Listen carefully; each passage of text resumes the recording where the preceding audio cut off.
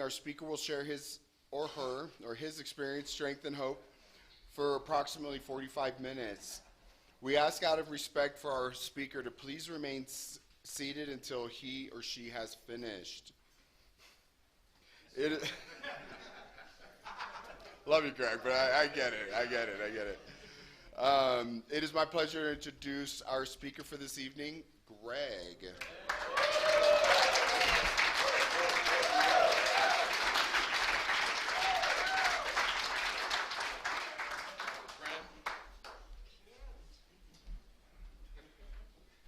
My name is Greg. I'm an alcoholic.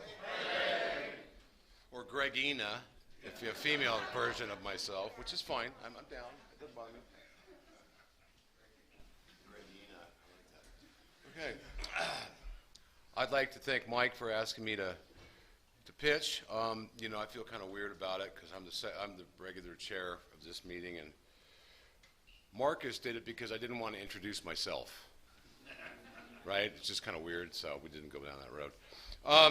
Yeah, man, it's an honor and a privilege to speak at an AA meeting and share my experience, strength, and hope. This program is, well, not only one of the only things that ever happened in my life, but one of the greatest things that ever happened in my life. And there's so much to talk about. Oh, my God. I mean, there's so much to talk about. So it's like, let's see where it goes, I'm not sure where this is going to go, but God does. So, I know one thing. I want to spend a little bit of time, like some of my friends. I got sober in California. I'm a native Californian. I live here. I love it here. Oh, my God. My wife and I are so happy here. And it feels like we've been here for almost 3 years, and it seems like it's been so much longer because we are so much a part of the community, and that's just a wonderful thing.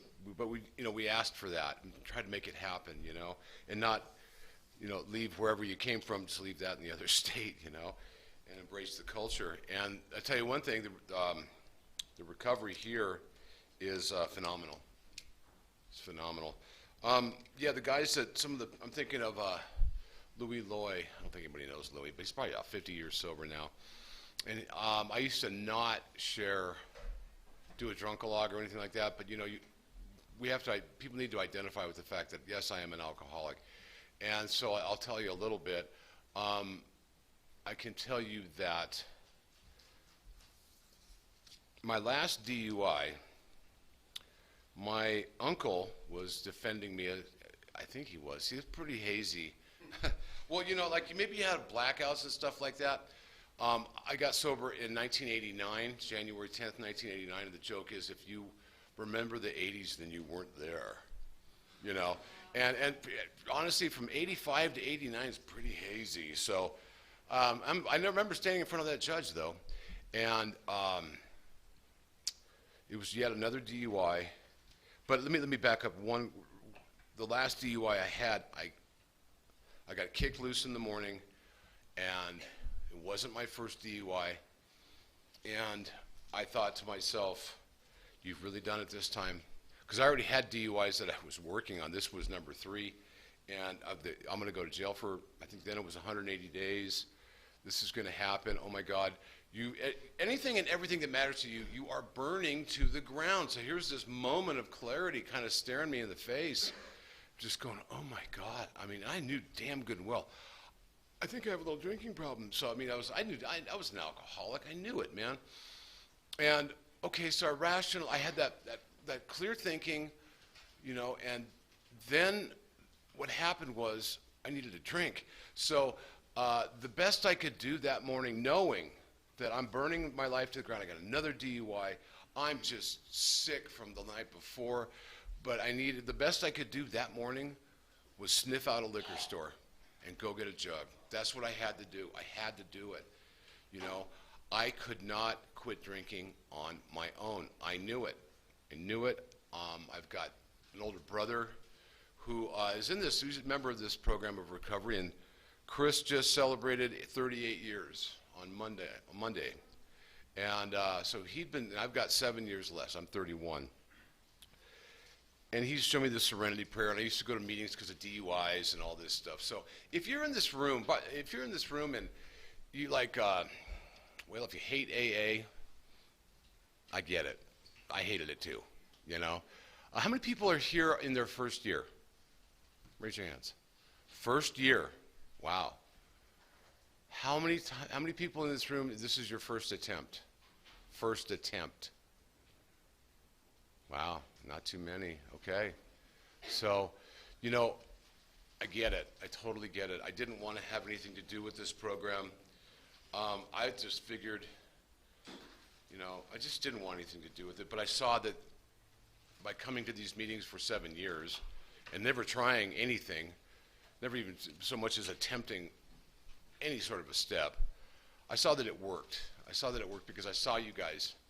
You're talking about how terrible your life is, and you're talking about the fact that you're okay and you're not drinking and you're not taking drugs and everything's all right and your lives are good and you're happy and you're squeaky clean, and man, I mean, it was so cool to see that. But see, I just couldn't stop drinking, and I thought, this isn't going to work for me. I've been too bad. I'm a really bad guy, and you know, God doesn't want anything to do with me anyway. I mean, he's got other souls to save. It's not me.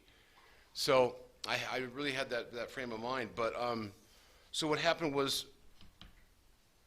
my brother had to pick me up that morning because I passed out on the same sheriff's station because I was drunk on the lawn where I just got kicked loose that morning. He's like, "You are such an idiot." I'm going, "I know."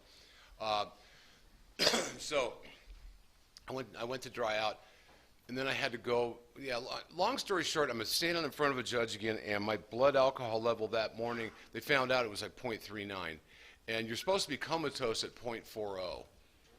Okay, so the public defender's going, "Oh, Your Honor, he's supposed to be comatose." They didn't quite know what to do with me, and I'm just like, because I didn't know any of that until that morning. I'm like, you know, and then, you know, quick aside, one of my friends pointed out to me, "Yeah, and you've been drunker than that." And I had, you know, and I'm just going, I have. Oh my God, you're right. You know, why I'm here is clearly by the grace and mercy of a very loving God. So, you know, somehow the judge must have seen some sort of contrition in me, because he's like, "Well, what are you know, long story short, I was waiting to get into a sober living facility of some kind, any kind, because I passed out at work. They don't like that. They frown on that. Withdrew from school because drinking gets in the way of academics, or academics gets in the way of my drinking. Really, that's the way it was going on then. Yeah, it was just burning my life to the ground. My father suddenly died in 1988, late 1988, and so that he must have seen that in some sort of contrition in my heart or something. And while I was standing in front of the judge, a voice came into my mind, into my thought life, okay? And it wasn't my voice. You know the sound of your voice. You know your self-talking mind, your mind that talks to you. You know what it sounds like. It's you, right? Okay. This was a different voice. It was not my own, and it was something I did not conjure up. And the voice said very simply, "If you keep doing what you are doing, you will most surely die." That's not even my language. You know, I'm like... So here, I mean, God is funny, because I'm in front of a judge, and God's talking to me. I mean, I had the presence of mind to going, where is that coming from? You're not coming up with this on your own, you know. And there was other things that this voice would say to me. "You're not going to see 30. Stuff like that, you know. So I had to go to jail again, and a few days after I got out of jail, I ended up by a series of, well, God working in my life. I got into a men's recovery treatment facility called Grandview Foundation in Pasadena, California, and that place saved my life. And I remember walking up the steps to Grandview, and I didn't know what I was walking toward, but I knew I was walking away from something. I think I was done. I think that I had, thank God, for some reason or another, I saw the unmanageability of my life, and I saw my powerlessness. Because I'd tried to drink. I tried to control my drinking. I don't enjoy it if I'm controlling it. I tried to control my drinking. I'm not going to enjoy it. I mean, you know, and my life was just getting progressively worse and worse and worse. And that's what I want to talk about. I want to talk about recovery because you know, doing a drunkalogue and all that stuff is thrilling. You know, blood alcohol level like I had isn't exactly normal drinking. So we're clear on the fact that I got a drinking problem. So it's about recovery, you know, and that's what matters. And that's what I want to talk about. Because this program, it says in the print, it says, if I practice these principles as a way of life, one day at a time, it will expel the obsession to drink and use drugs and enable me, the sufferer, to become happily and usefully whole. So it's in the foreword of the 12 and 12. I bring all this print, and the guys that know me, I sponsor, there's a number of guys that I sponsor in the room, and I'm thankful that you guys are here, very thankful. I go to the print because why go here? This thing doesn't work real good. So, but this is irrefutable. This is the program. This is the program of recovery. This is what I need so that I can live my life free from drugs and alcohol, and I don't ever have to take a drink ever again, even if I want to. I don't have to. And it's a beautiful thing. You know, if you're anything like me, what I found in these rooms is hope, you know. I'll tell you about when I found hope the first time. I was sitting in front, I had 2 weeks of sobriety. I was still on restriction, couldn't go out. So it's a Saturday night, and I'm on the front porch of Grandview all by myself, left with this. And this thing started talking. And it was telling me all kinds of stuff. It was telling me about how my brother was out there, my younger brother, Mark, God rest his soul, was out here. He was supposed to bring me cigarettes, but he wasn't going to bring me cigarettes because he was out partying, having a good time, and you're having a shitty time. And I hate you, Mark. You know, this is the stuff that's going through my mind. And then I was thinking about this girl that I dated many years ago, that she is, she's not, what's she doing? She's out with another man. And they're driving my car, you know. And I mean, all this stuff was going through my mind all by myself. And I was just batshit crazy, just, you know. You can see the steam coming out like the cartoon, right? And all of a sudden, I don't remember what the voice said this time, but that voice broke in again and basically said something to the effect of, everything's going to be okay. Don't worry about it. Your brother's fine. Susan's fine. Everything's going to be okay. And I had the presence of mind to realize at that moment, because I had a couple weeks of sobriety. I mean, so I had the presence of mind to see that it was a power, this power. I was raised a Catholic, and I've never really had a problem with believing in God ever since I've been a little kid. And I just went, oh my, you know, and I felt this huge sense of peace. I felt this huge sense of everything is going to be okay. Whatever this thing just talked to me again. And it told me the truth again. And what I felt at that moment was, because I've been going to these meetings, kind of supporting my brother, kind of like getting in trouble and having to go, sign my court sheet, please. Believe me, I had plenty of those. So I was going to these meetings, and I saw that, what I saw is the fact that I knew it worked for you, but I didn't think it would work for me. And after this power talked to me that night, I knew it would work for me. And what I found at that very second is I had hope. Now, who knows hopelessness? Me and hopelessness got along for a long time. And it's just bleak. It's terrible. It's awful. It's rotten. It's nasty. And to have hope at that moment. And I also had the presence of mind to realize, thank God, that I was never alone. Ever. Even though I thought I was. And when you die, you're just worm food and whatever, you know.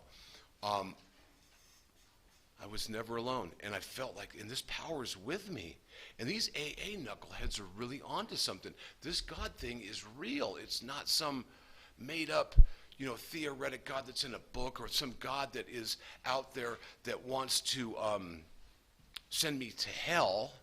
Because if God really wanted me to send me to hell, I'd already be there, right? I wouldn't be talking to you. And the truth be told, I created my own version of hell and lived in it, right? And I did it all by myself. I didn't need anybody's help.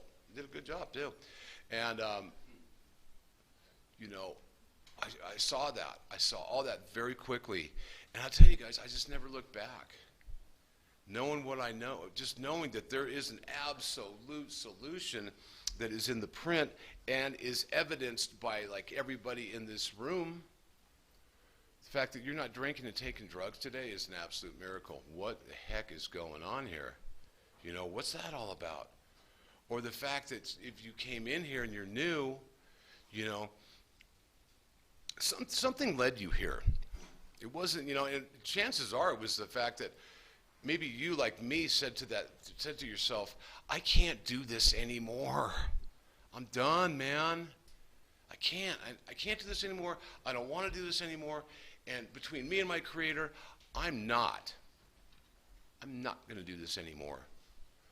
And I don't want to go back to that madness, especially when I saw evidence right in front of me of people that were taking these steps into their lives, and they were living wonderful lives, happily married, and which I am today, and 23 years, man, that's pretty cool. And you know, it's irrefutable. These people are relying on a power greater than themselves, and their lives are unaccountably transformed. I mean, to me, it's scientific evidence. It really is. And so I just came to rely on that. And I have had the same sponsor ever since. He's 80. He turned 80 this year. And Richard told me when I went to the Day to Time group in Glendale, California to take my 30-day chip, and I didn't think anybody would believe me because I used to fall asleep in meetings. I used to fall asleep on your shoulder. And I was just, you know, nobody ever kicked me out because the third tradition, I had a desire to stop drinking. I didn't really know it, you know, but I kept coming back. Court cards or something, and, you know, that seed was planted long before I decided, through a series of bad breaks, misfortune, and a ton of desperation just to do this thing as if my life depended on it. I got to that place, man. And I was Tuesday night, and I told my sponsor, I said, Rich, they're not going to believe me. They're not going to believe that I'm sober. And he says, yeah, they will, man, they will. Because we know the difference. You know, you were really a flippin' mess. So, and he said to me, when I'm passing on, and I know maybe it sounds a little canned, but it's just truth. He told me, he said, look, son, as a sober member of Alcoholics Anonymous, the sky's the limit. You can do anything you want in this program, and that applies to anybody in this room. Whatever your dreams are, I swear you can do it. You know, when I got here, I was working in the automotive industry, and that's cool. Nothing wrong with that. Did that for 11 years. Then, long story short, I've been in higher education for 22 years, and that was something I wanted. But as a sober member of this program, I just have to, like it says in the doctor's opinion, just need to follow a few simple rules, like 12 of them. And I mean, I've seen guys that, one of my friends, man, Jerome M., he was a Skid Row drunk in LA, and he became a lawyer. You know, I've seen guys that have become, my friend Tim Jones, man. Tim lived in a bush, and for 3 years, he moved into a house at one point where with his family, and it was like within, you could see the bush that he lived in. He goes, I lived in that bush. God's got a funny sense. He was going, bro, I did. And you know, construction superintendent with 3 beautiful children, you know. You can't write this stuff. You can't make this stuff up. You just can't do it. There is a power, and this power absolutely works in my life if I let it, you know. And I mean, sometimes if you think about it, if I let it, if I'm, oh, how good of me. His will be done. We say that in the Lord's Prayer, thy kingdom come, thy will be done. Trust me on this one. His will be done. Okay?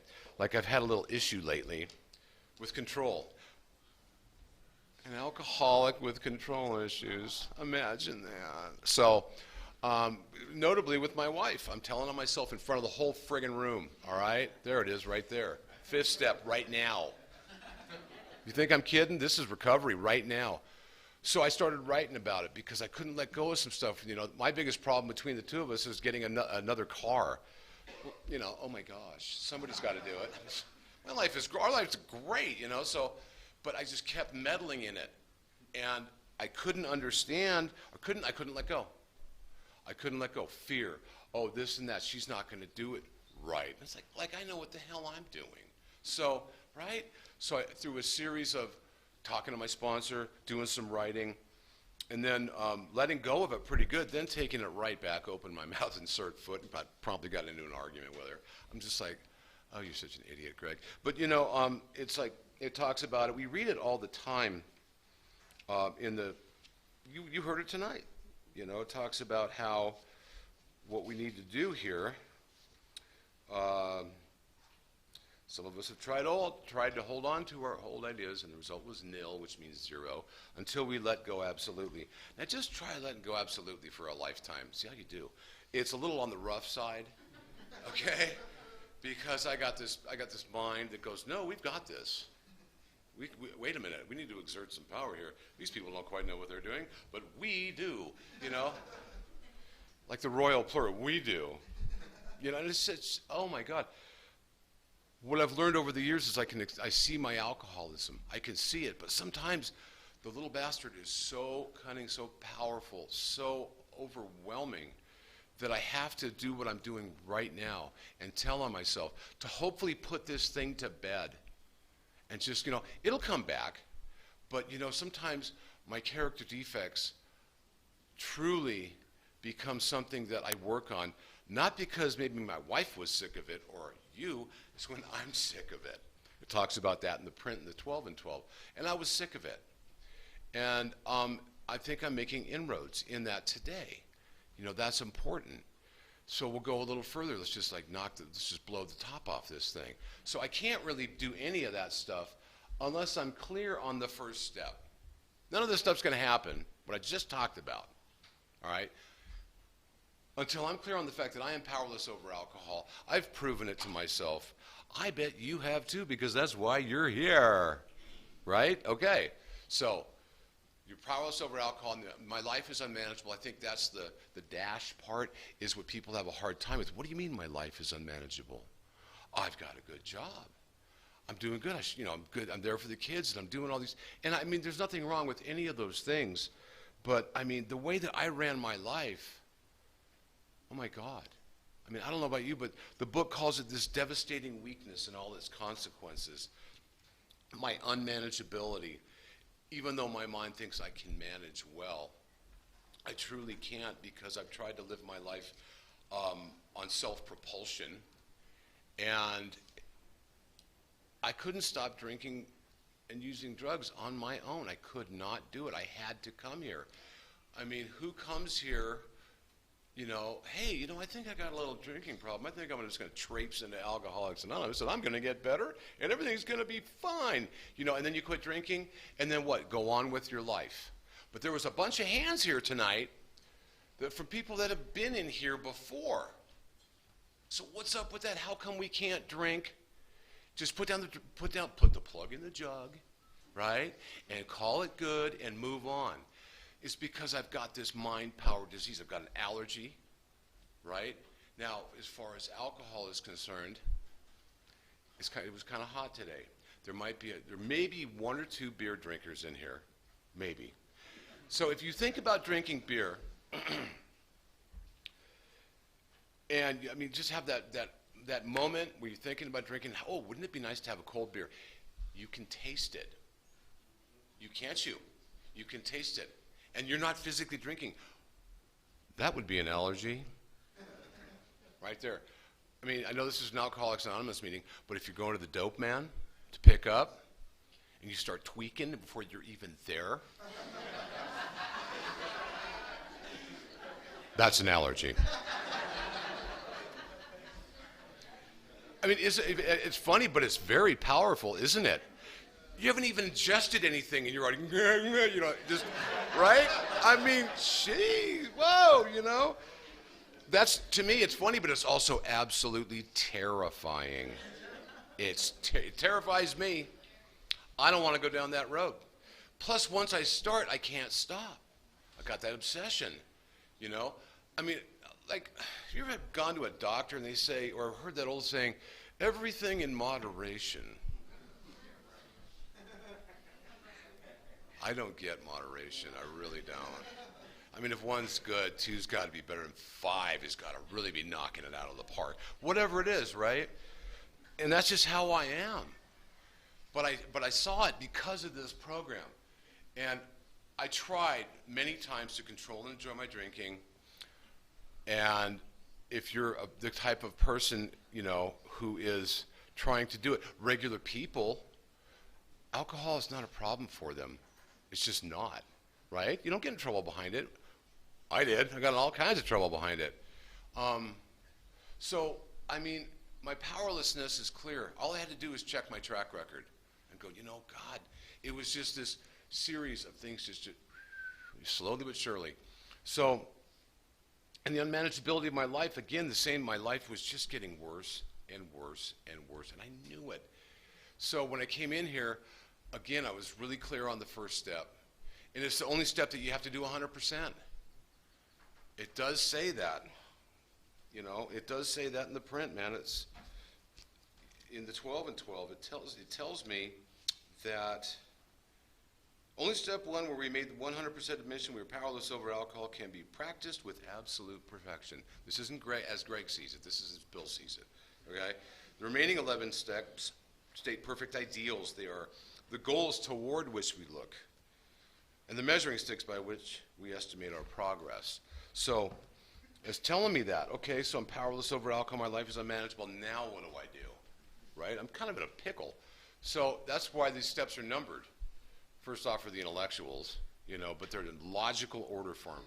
So that gets me to step two. I need to come to believe that there's something greater than me that can restore me to soundness of mind, which is the definition of sanity. Soundness of mind. And all I need is an open mind. Just a mind where Greg is not awkward. I'm not there just going, because when I'm in the picture, I don't need to do this. This is a bunch of crap. I can do this by myself. What's all this open-minded? This is a bunch of crap. Who's this old guy talking anyway? Whatever. Because I felt the same thing. So you think you're alone? No, I did the same thing. From the chairs, just going, hi, would this guy shut up? You know, believe me. So, you know, just need to come to believe that a power greater than myself can restore me to sanity. 12 and 12 talks about stop fighting it. All I had to do was quit fighting and practice the remaining 11 steps as enthusiastically as I could. And I understood the stop fighting part. I quit fighting, man. I went, I'm in. I am so in. I know you guys are getting better. I can see it. I've got proof. Look at you guys. So I want that too. So I'm just going to do what you do. My sponsor says, you go where I go, you do what I go, you walk my walk. You make your sobriety the most important thing in your life. And at that moment, I was talking to, I think, was it Kyle we were talking about that today? Or no, it was somebody else. No, it was, anyway, one of my sponsees or something. And I was in a place where I made that decision. It's almost like third step stuff. I said, okay, I'm in. I'm going to do that. I can't prove it to you. Like some of you are in here and you're going, I'm done. I'm going to do this thing, and I'm not going to drink or use one day at a time. I felt that when I was new. I feel it today, and I can't prove it. I can tell my sponsor all day long. I can tell you, but I got to show my actions. My actions prove it. You know, how I'm doing, how am I walking, how am I treating you today? How is my life? You know, it's not perfect, but it's pretty good. How am I doing in this meeting? Am I even listening? Man, I've been to a lot of meetings where I wasn't even there.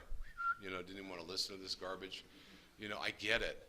Don't feel alone. I totally get it. But when I start paying attention to this thing, I was like, there's all kinds of information here, man.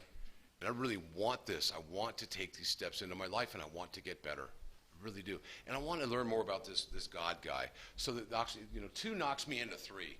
I need to make a decision to turn my will and my life over to the care of God as I understand him, just for today. How about just for right now at 20 to 8? How about that? I can do that now.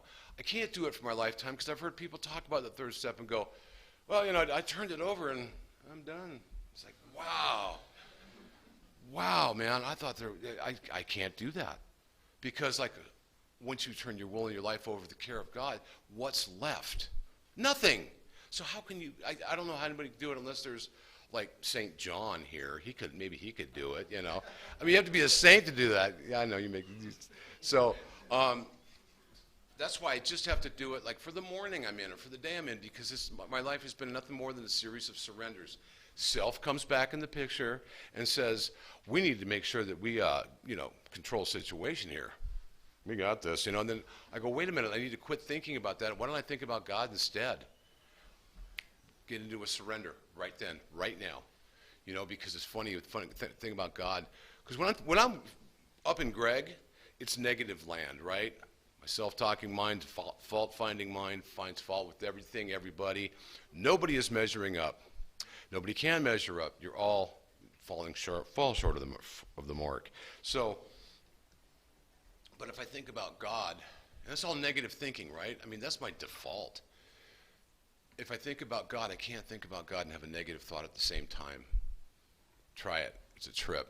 You cannot think about this power greater than any human power and have a negative thought at the same time. Because if you're having a negative thought, then you ain't thinking about God, right? Self is still in the picture. So I just know that what these people were talking about from the podiums and what these people are talking about in the stuff that they've written in the print is all very, very true. And if I apply these principles in my life, get into a 4-step, we've got some good friends that we're working through the 4-step now, doing a good job of it. I had to do it. All I had to do was be searching and fearless and thorough as I could be. I'm not perfect, and there was more stuff that came up after the 4th step, but that's what the 10th step is for. Continue to take personal inventory, right? The 5th step, man, all I can tell you is that it enabled me to feel like, okay, somebody else knows my stuff, and I'm not completely deluding myself. Somebody else can give me counsel. An outside person can be somewhat objective and relieve me of my subjectivity and tell me, everything that you've done, I did too. It's not a big deal. Because I thought it was the worst person that ever lived. You might think that too. And oh my God, we can't possibly go through these, the 4th step or the 5th step. My pride says, you don't need to go there. My ego says, and fear says, don't you dare. Don't you dare. So I have to do those things like telling myself, hey, you'll never guess what my mind told me. Take these steps, talk to my sponsor. And tell him what's going on. I mean, when I talked to him about the issue I was having with Sandy and my just general control issues that's been going on in my life with my marriage, that felt so good because I felt myself letting go. I really and truly physically felt it. I mean, I took the power right back again and screwed it all up. But for that minute, it felt pretty good. So, progress, not perfection. I am not perfect, That's okay. I don't want to be perfect. You know what happens to perfect people? People get pissed at them and then eventually kill them. So think about it. Look at a great guy like Martin Luther King. What happened to him? Jesus got a pretty raw deal, okay?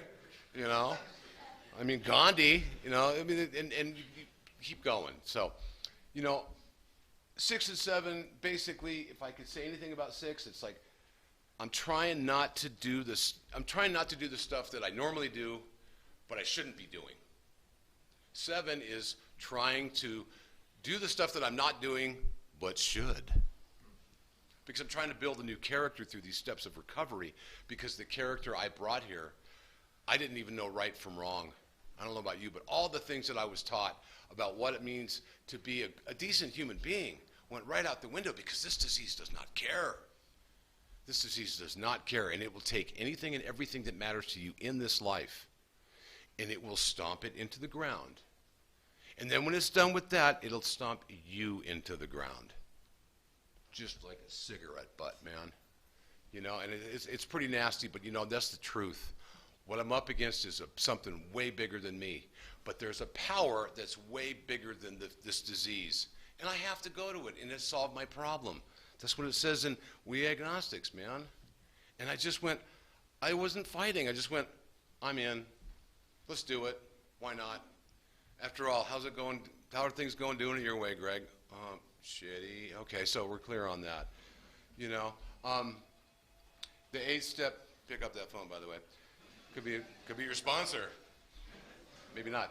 Could be the dope man. That'd be fucked up. Pardon my language.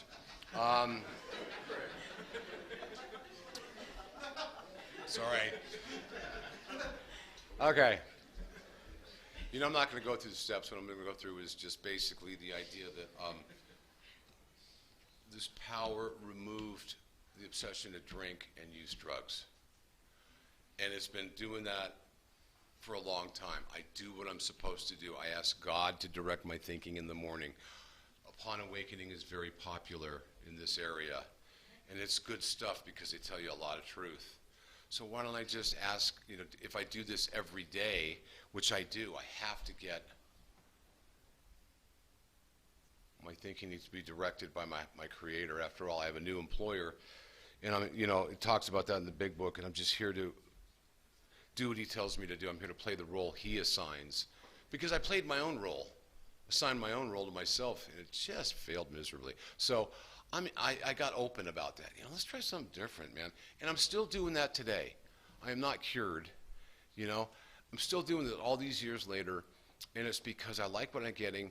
And if there's one fear, most of my fear is unreasoned fear, and it's a bunch of nonsense. However, there is one fear that I have that I hope I never lose, and that's my fear of relapse. I'm dealing with guys. I'm dealing with a man in town that went out at 25 years. One of my friends a couple years ago, Kevin, he went out at 29 years. I don't know about you, but that's terrifying. I don't want to do that. You know, I'm not cured, and I'm not immune. I just have a daily reprieve, and, you know, when I do these things, like I said earlier, it says, you know, that when I practice these principles as a way of life, it expels the obsession to drink. Expels, in other words, it's gone. Rarely have we seen a person fail who has thoroughly followed our path.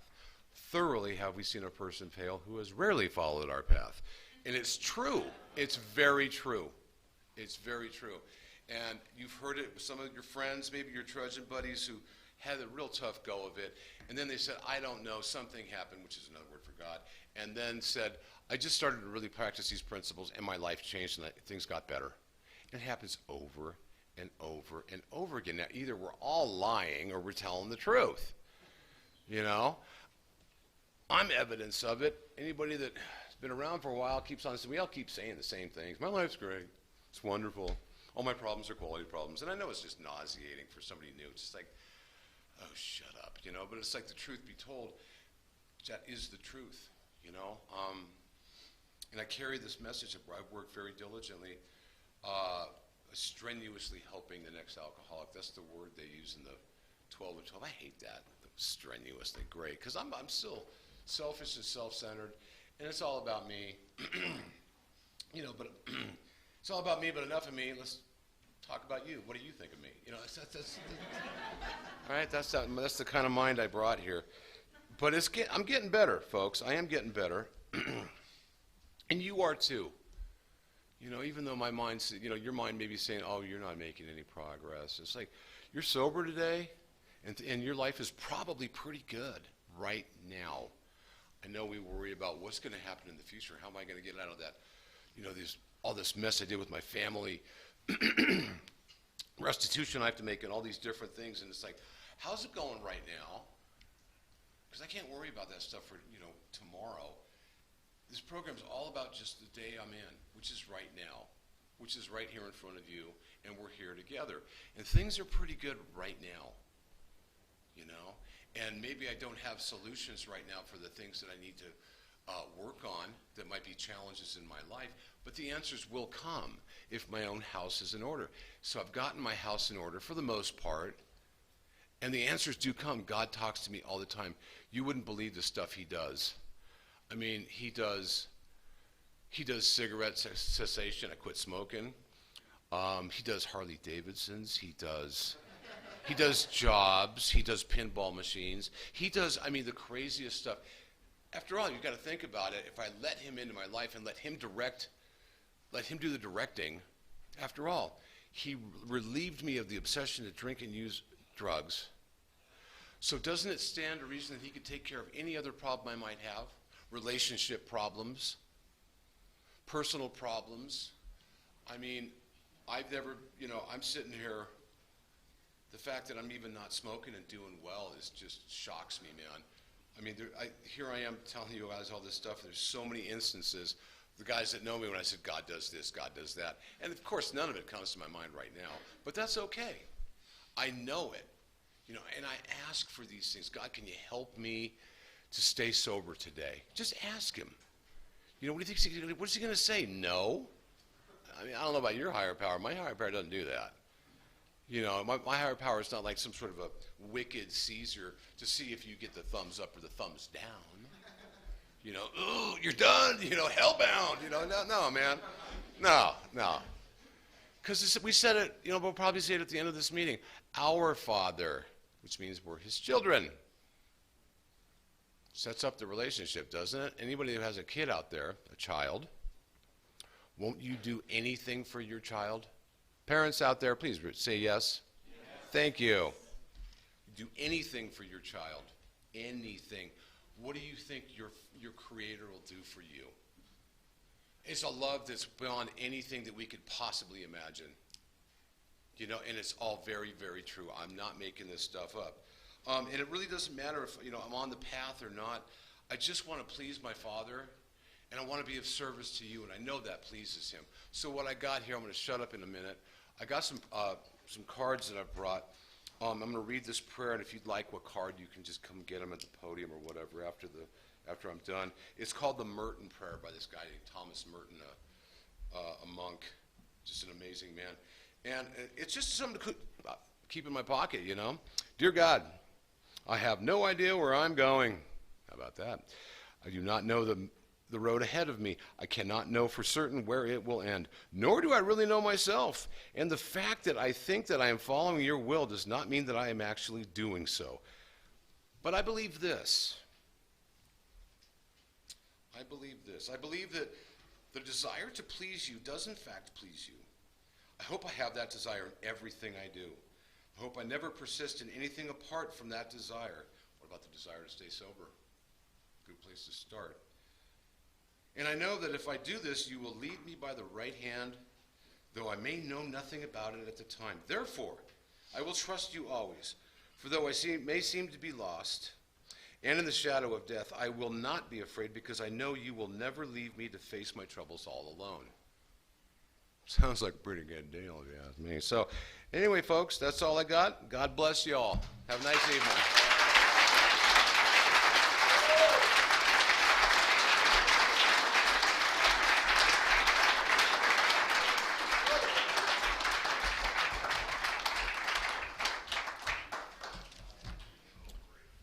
Thank you, Greg. Let's give Greg one more round of applause.